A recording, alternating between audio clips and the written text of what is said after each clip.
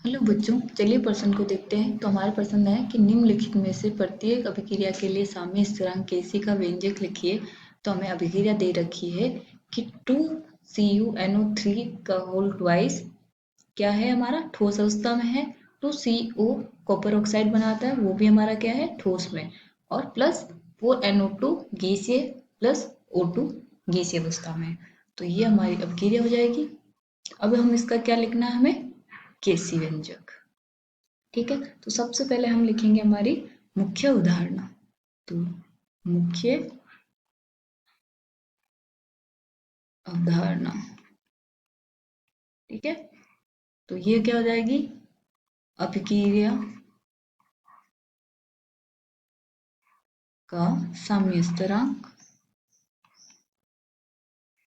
हमें पता होना चाहिए कि अभिक्रिया का साम्य स्थिरांक होता क्या है और कैसे प्रदर्शित करते हैं। तो Kc। तो अब सबसे पहले हम हमारी लिखते हैं अभिक्रिया। तो हमारी अभिक्रिया क्या है, 2CuNO3 कोष्ठक का होल ट्वाइस, ये क्या है, ठोस अवस्था में है।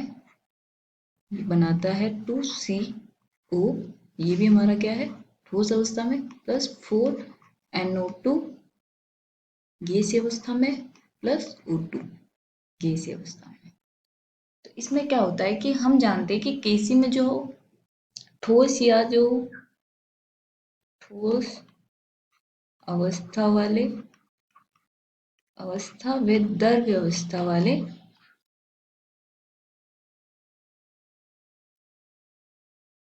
वाले यौगिक भाग नहीं लेते हैं। यौगिक भाग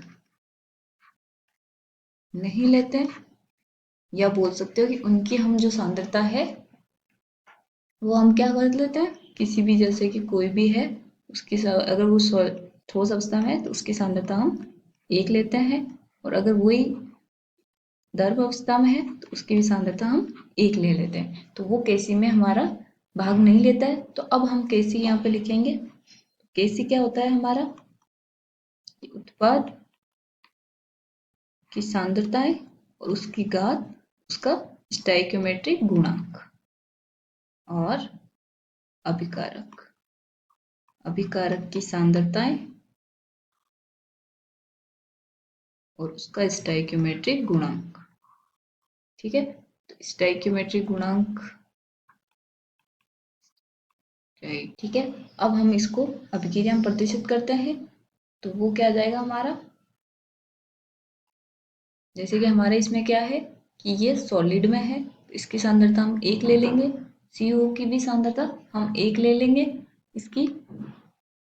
तो हमारा Kc किसके वजह से बनेगा, एक NO2 और O2 की कारण। तो अब हम लिखते हैं यहाँ पे हमारा Kc। Kc क्या होगा, NO2 की सांद्रता, अब इसका स्टोइकियोमेट्रिक गुणांक क्या है, 4। तो हम यहाँ लिख देते हैं 4, और फिर क्या है हमारे पास O2। तो O2 का स्टोइकियोमेट्रिक गुणांक 1 है। तो Kc क्या हो जाएगा हमारा, NO2 की घात 4 O2। ये हमारा उत्तर हो जाता है। आशा करती हूँ आपको समझ में आया होगा। धन्यवाद।